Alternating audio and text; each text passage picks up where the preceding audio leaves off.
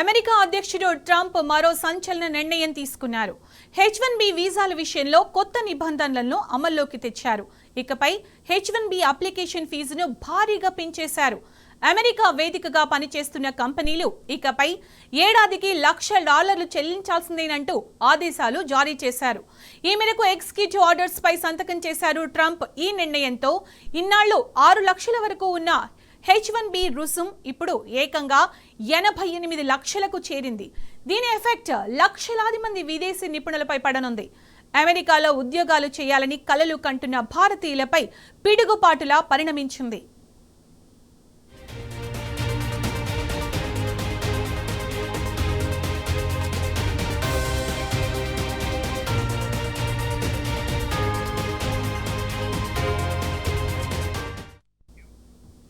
అధికారంలోకి వచ్చింది మొదలు ఇమిగ్రేషన్ విధానాలపై కఠినంగా వ్యవహరిస్తున్నారు ట్రంప్. దీనిలో భాగంగానే తాజాగా H1B వీసా నిబంధనలను సవరించారు.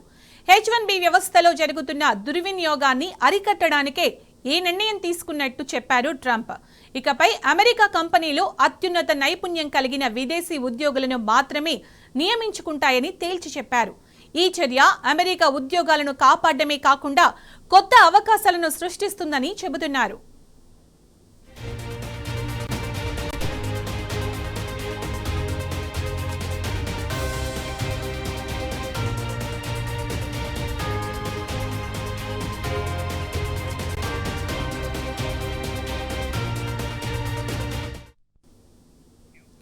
అయితే H1B వీసాదారుల్లో భారతీయులే ఎక్కువ ఉన్నారు. మొత్తం వీసాలలో 71% ఇండియన్స్కే లభించగా చైనా 11.7%తో తరువాతి స్థానంలో ఉంది. దీంతో H1B వీసాపై ఎక్కువగా ఆధారపడే ఐటీ, సైన్స్, టెక్నాలజీ, ఇంజనీరింగ్, ఇతర రంగాలు ఈ కొత్త నిర్ణయంతో తీవ్రంగా ప్రభావితం కానున్నాయి. పలు కంపెనీలు ప్రతి సంవత్సరం వేలాది ఉద్యోగులను అమెరికాకు పంపుతున్నాయి.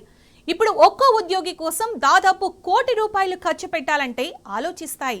ఫలితంగా భారతీయ ఇంజనీర్లకు అమెరికా అవకాశాలు తగ్గే అవకాశం ఉంది.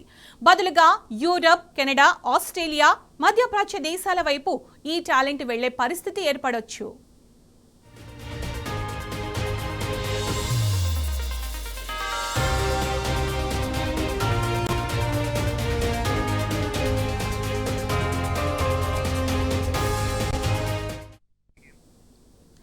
ఇక ఇదే అంశానికి సంబంధించి మనతో మాట్లాడడానికి అమెరికా వర్జీనియా నుంచి జనేత ఆర్ కంచెర్ల అటార్నీ మనతో ఫోన్ లైవ్ లో ఉన్నారు.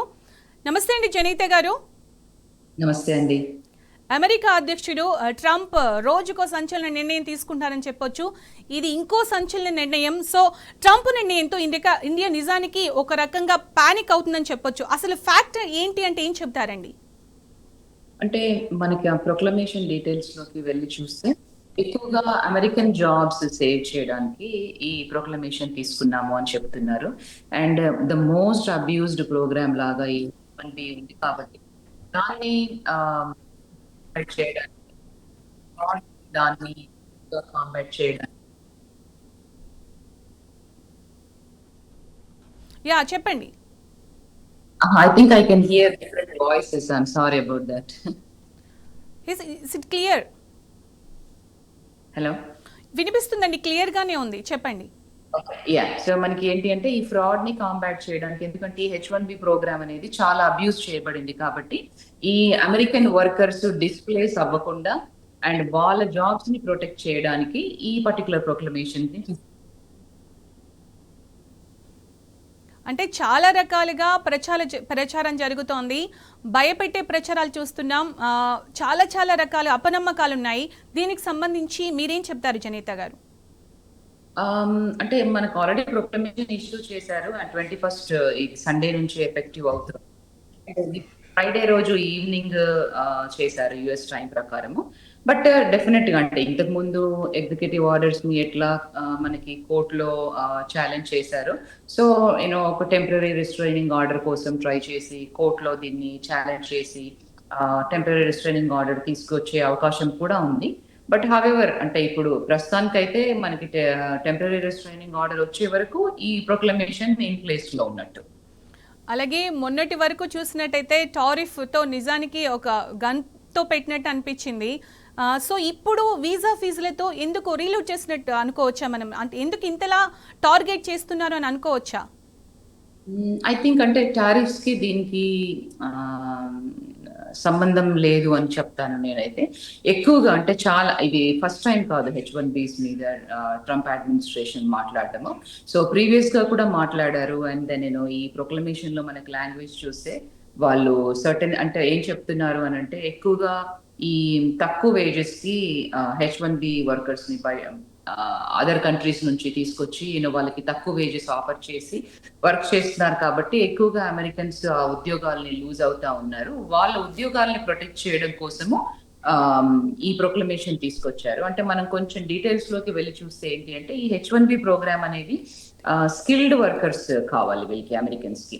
సో అంటే ఏదైతే ఉద్యోగాలు ఇక్కడ అమెరికన్స్ చేయలేరో దానికోసము బయట దేశాల నుంచి తీసుకొచ్చి ఆ స్టెమ్ లో కానివ్వండి, IT, science, engineering, technology, math and IT రంగాల్లో వీళ్ళు వర్క్ చేస్తారనమాట. సో అయితే వీళ్ళు ఏంటి అంటే ఎవరంటే వాళ్ళు రాకుండా ఇప్పుడు అంటే ఈ కంపెనీస్ ఇప్పుడు 100K పే చేయాలి అని అంటే that is a big burden on bigger companies to forget about the smaller companies. So దీనివల్ల ఏమవుతుంది అంటే discouragement to bring the H1Bs ని అండ్ దెన్ ఎక్కువ జాబ్స్ ఈ లోకల్లో ఫ్రెష్ గ్రాడ్యుయేట్స్ ని హైర్ చేసుకోవడం, అమెరికన్స్ ని హైర్ చేసుకోవడం, వాళ్ళకు ఆపర్చునిటీస్ ఇవ్వడము.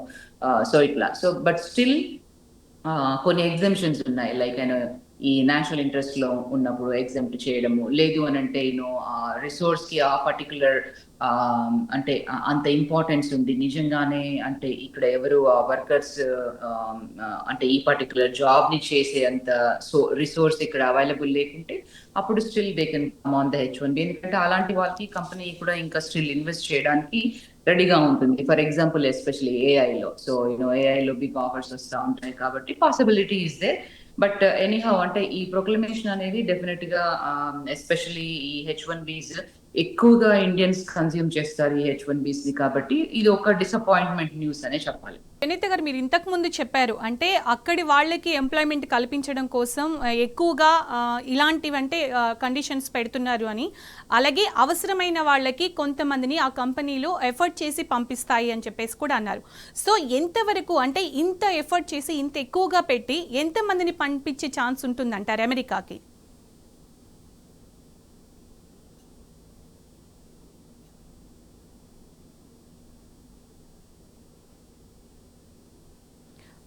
వినిపిస్తుందా అండి?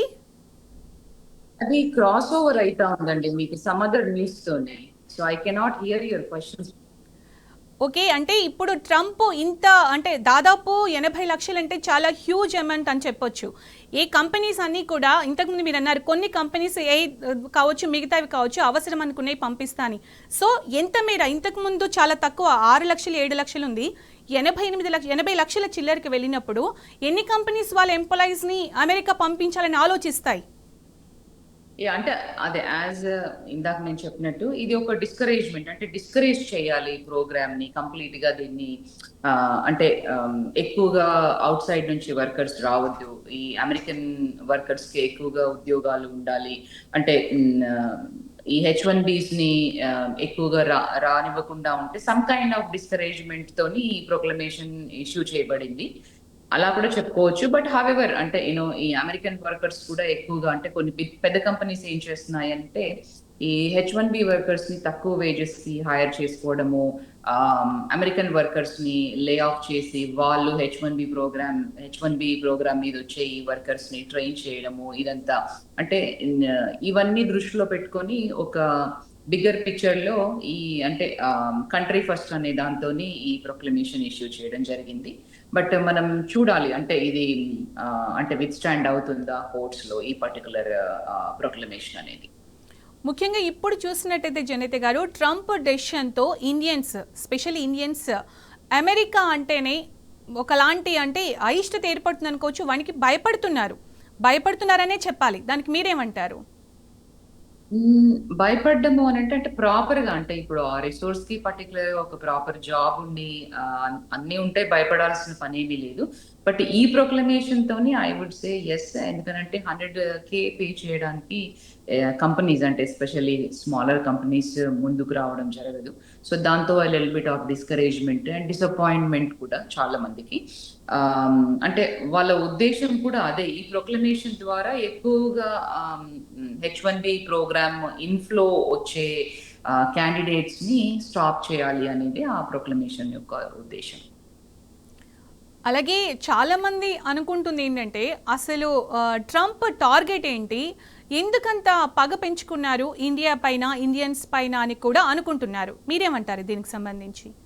అంటే ఇండియన్స్ అనే కాదు, ఇప్పుడు మీరు అన్ని చూస్తే వరల్డ్ వైడ్ గా కూడా lot of things he's doing against lot of other countries.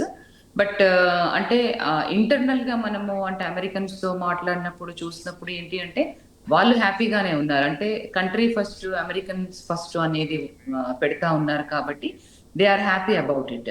అంటే వాళ్ళ పిల్లలు కానివ్వండి, వాళ్ళు కానివ్వండి, ఇట్లా టెక్నాలజీలో పనిచేసే వాళ్ళు, స్టెమ్ లో పనిచేసే వాళ్ళు, ఇట్లా ఎక్కువగా ఫారెన్ వర్కర్స్ వచ్చి మా ఉద్యోగాలు తీసేసుకుంటున్నారు.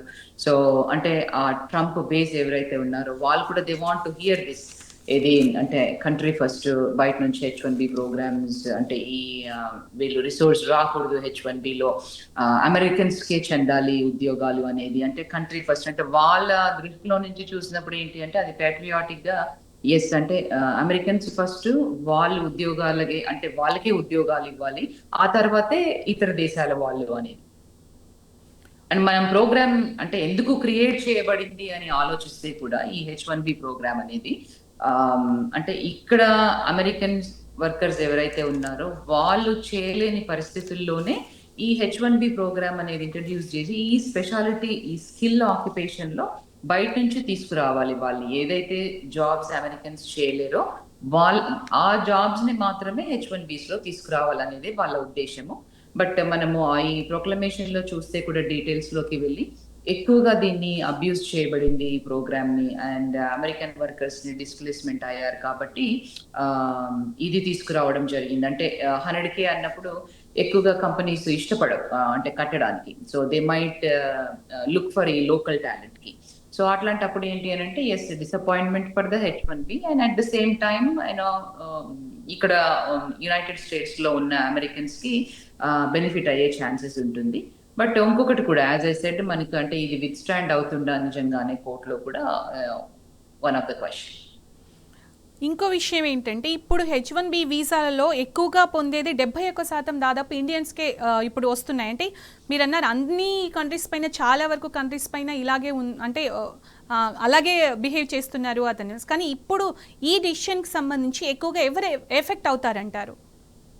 ఎక్కువగా అంటే ఇప్పుడు H1B ప్రోగ్రామ్ ఎక్కువగా ఎవరు యూజ్ చేసుకుంటున్నారంటే India is one of the top most కాబట్టి ఎస్, మనం ఎక్కువగా ఎఫెక్ట్ అయ్యే ఛాన్సెస్ ఉంటాయి ఇండియన్స్.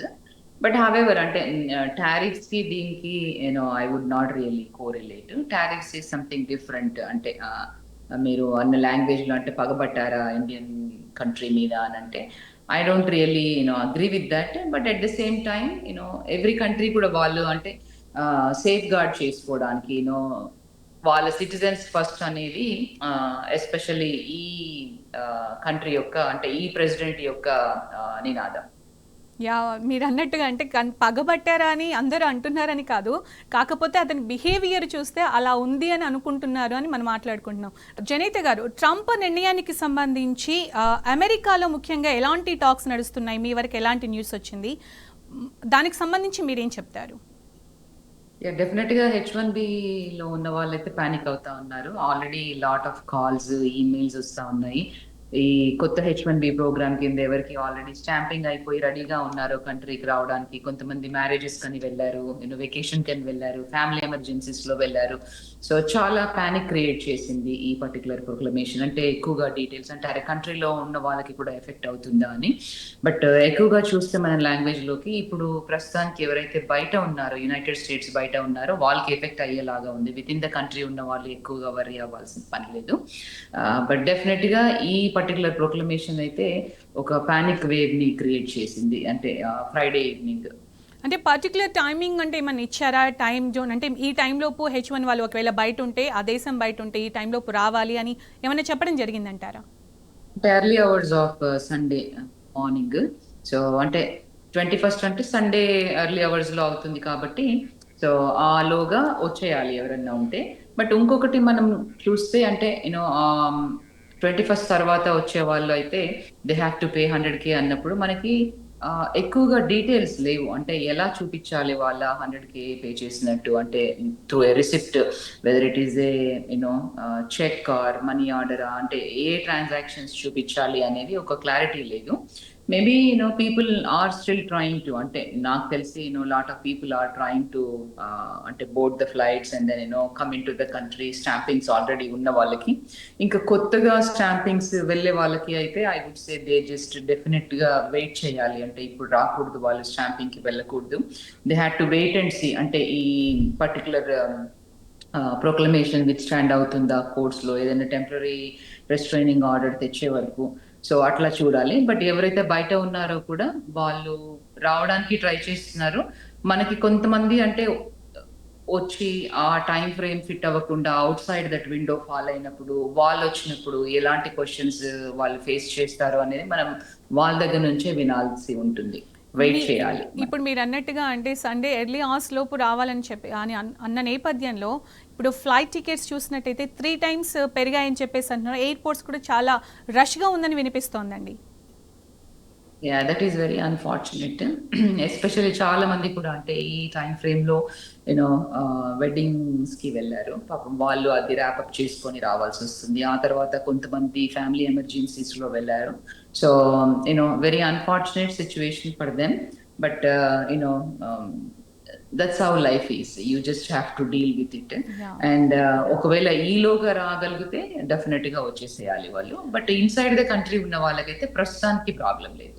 ఓకే, ప్రస్తుతానికి వాళ్ళకి ప్రాబ్లం లేకపోయినా H1B వాళ్ళకి ఫ్యూచర్లో అంటే ఏమైనా కాంప్లికేషన్స్ ఉండే అవకాశం ఉందంటారా?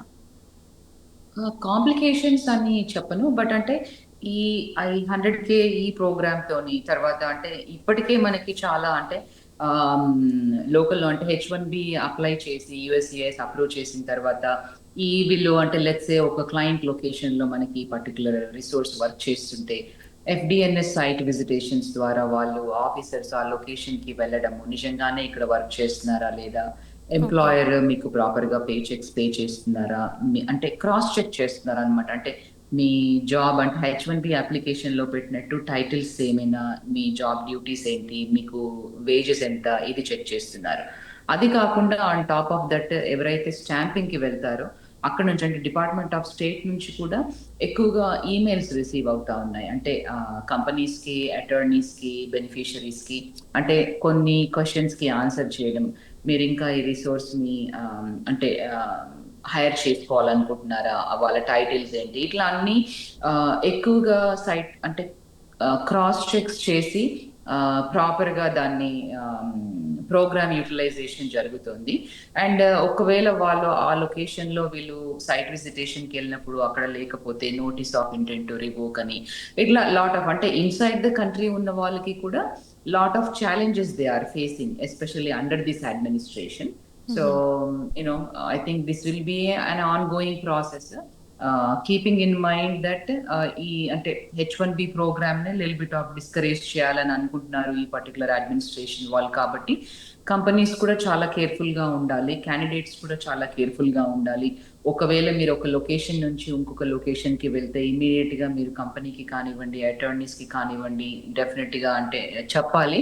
సో దట్ ఆ ప్రికాషనరీ మెజర్స్ తీసుకుంటారు వాళ్ళు. ఇమిగ్రేషన్కి సంబంధించి ఇమిగ్రేషన్లో అంటే ఇప్పుడు చాలా రష్గా వస్తూ ఉంటారు. వాళ్ళకి ఏమన్నా అంటే క్రిటికల్ సిచ్యుయేషన్ ఉండే అవకాశం ఉందంటారో, నార్మల్గానే ఉంటుందా వాళ్ళకి అక్కడ? యా, యూజువల్గా depends on case to case, officer to officer. So కొంతమందికి ఏమి క్వశ్చన్లు అడగకుండా పంపిస్తారు. కొంతమందిని సెకండరీ ఇన్స్పెక్షన్స్ కి పుల్ చేయడము, వాళ్ళ ఫోన్స్ తీసుకొని చూడడము, తర్వాత క్లయింట్స్ ఎవరన్నా ఉంటే అంటే డ్యూరింగ్ వర్క్ అవర్స్ లో వస్తే క్లయింట్స్ కి కాల్ చేయడము, కంపెనీస్ కి కాల్ చేయడము. కొంతమందిని అంటే when they realise that there is fraud involvement ఉంది అని అనుకున్నప్పుడు, నిజంగానే ఆ క్యాండిడేట్ అక్కడ వర్క్ చేయట్లేదు అని వాళ్ళు అజ్యూమ్ చేసినప్పుడు దెన్ వీళ్ళని డిపోర్ట్ చేయడము, ఇట్లా జరుగుతూ ఉన్నాయి. So that is part of the process. అంటే that's how American immigration works. But ఎవరైనా అంటే నిజంగానే మీకు జాబ్ లేకుండా వీసా మీద ఇక్కడికి వచ్చి వాళ్ళకి మిస్ఇన్ఫర్మేషన్ అయితే ఇవ్వకండి. మోస్ట్లీగా పాసిబుల్గా ట్రూతే చెప్పాలి ఎప్పుడైనా. అంటే మీరు అలాగే immigration లో జనీత గారు, అంటే ఇప్పుడు వస్తున్న వాళ్ళకి అంటే చాలా రష్గా వస్తూ ఉంటారు. దేశం బయట ఉన్నవాళ్ళు, అమెరికా బయట ఉన్న వాళ్ళు ఎవరైతే ఉన్నారో వాళ్ళు అక్కడ వర్క్ చేస్తూ ఇప్పుడు బయట ఉండి ఏ ఫంక్షన్కో లేకపోతే ఇంకో వర్క్ ఫ్రమ్ హోమ్ లాగానో బయటకు వచ్చిన వాళ్ళు వచ్చేటప్పుడు ఎలాంటి జాగ్రత్త తీసుకోవాలంటారు అక్కడికి వచ్చేటప్పుడు ఇప్పుడు? డెఫినెట్గా అంటే వాళ్ళ కార్పొరేషన్కి చెప్పాలి నేను ఈ పలానా టైంలో వస్తున్నాను అని. అండ్ దెన్ అంటే పే స్టెప్స్ కానివ్వండి, వాళ్ళ ఎంప్లాయ్మెంట్ కన్ఫర్మేషన్ లెటర్స్ కానివ్వండి, ఇవి రెడీగా అవైలబుల్ ఉంచుకోవాలి. అంటే ఆఫీసర్ అడిగానే వెంటనే చూపించడానికి. అండ్ దెన్ ఎక్కడ వర్క్ చేస్తున్నారు, వర్క్ లొకేషన్స్, ఈ వేజెస్ అంటే W2s ఇవన్నీ కూడా పెట్టుకోవాలి రెడీగా. అండ్ వాళ్ళు లెట్సే ఏ మెట్రో సిటీలో అంటే ఎక్కడ వర్క్ చేస్తున్నారో ఆ ఎయిర్పోర్ట్ కి రావడం. అంటే లెట్స్ ఈస్ట్ కోస్ట్ లో వర్క్ చేస్తూ వెస్ట్ కోస్ట్ కి వెళ్ళడము అట్లా చేయకూడదు. ఏ వర్క్ లొకేషన్ లో ఎక్కడైతే వర్క్ చేస్తున్నారో అక్కడే వాళ్ళు రావడము. ఇది డాక్యుమెంట్స్ ఎక్కువగా పెట్టుకొని అండ్ ఇన్ఫర్మేషన్, కరెక్ట్ ఇన్ఫర్మేషన్ ఇవ్వాలి at the port of entry. అలాగే జనీత గారు, ఇప్పుడు ఎన్నో ఆశలతోని స్టూడెంట్స్ అక్కడికి వచ్చేస్తుంటారు. ఫర్దర్గా నెక్స్ట్ జాబ్ వస్తుంది, హ్యాపీగా ఉండొచ్చు లైఫ్. అంటే ఖచ్చితంగా ఎక్స్పెక్టేషన్స్తోనే దేశం వదిలి ఇంకో దేశానికి వెళ్తారు ఫ్యూచర్ కోసం. సో అక్కడ ఉండే స్టూడెంట్స్ సిచ్యుయేషన్ ఏంటి, ఫర్దర్గా వాళ్ళ ఫ్యూచర్ ఎలా ఉండబోతుంది అంటే ఏం చెప్తారు? ఐ థింక్ స్టూడెంట్స్ ఇప్పుడు ప్రస్తుతానికి ఇక్కడ ఉన్న వాళ్ళకి షుడ్ బి ఓకే. బట్ మనం ఇంతకు ముందు చాలా చూసాము ఇలాగా. బట్ స్టడీకే వచ్చి అంటే స్టూడెంట్స్ అనగానే మనం వాళ్ళు ఓన్లీ అంటే చదువుకోవడానికే ఇక్కడికి వస్తారు. అంటే ఓన్లీ ఆన్ క్యాంపస్ లోనే వర్క్ చేయడం, ఆఫ్ క్యాంపస్ లో వర్క్ చేయకూడదు, ఏ రూల్స్ కూడా వయలేట్ చేయకూడదు. వాళ్ళు అన్ని కంప్లై అవుతూ చదువుకుంటే it's still good. But again అంటే ఫర్దర్ గా అంటే F1 నుంచి మళ్ళీ వాళ్ళు H1Bకి ట్రాన్సిషన్ అవ్వడము. సో ఈ ప్రొక్లమేషన్ ఇంపాక్ట్ వాళ్ళ మీద ఎలా ఉంటుంది అనేది మనం వెయిట్ చేసి చూడాలి. ఎందుకంటే కమింగ్ అప్ 2026 మార్చ్ లో మళ్ళీ న్యూ H1B కోటా వస్తుంది కాబట్టి. అండ్ దాని ప్రొక్లమేషన్ లో కూడా చెప్పారు అంటే మనకు కొత్త కోటా వచ్చినప్పుడు 2026 లో 30 days తర్వాత లాటరీ తర్వాత ఫైనల్ గా ఏం చెప్తారు జనేత గారు? ఫైనల్ గా ఏం చెప్తారు ట్రంప్ నిర్ణయానికి సంబంధించి, ప్రెజెంట్ సిచ్యుయేషన్ కి సంబంధించి? సో ఎవరైతే అవుట్ సైడ్ ద కంట్రీ ఉన్నారో ఆల్రెడీ స్టాంపింగ్స్ అయి ఉండి రెడీగా ఉన్న వాళ్ళు డెఫినెట్ గా they can try to come in time frame లోగా. So at least they will be inside the country. ఎవరైతే కొత్తగా స్టాంపింగ్స్ కి వెళ్తున్నారో I think they have to hold on a little bit. Inside the country ఉన్న వాళ్ళు మాత్రం definite గా international travel plan చేయొద్దు. రైట్ అండి, థ్యాంక్ యూ సో మచ్.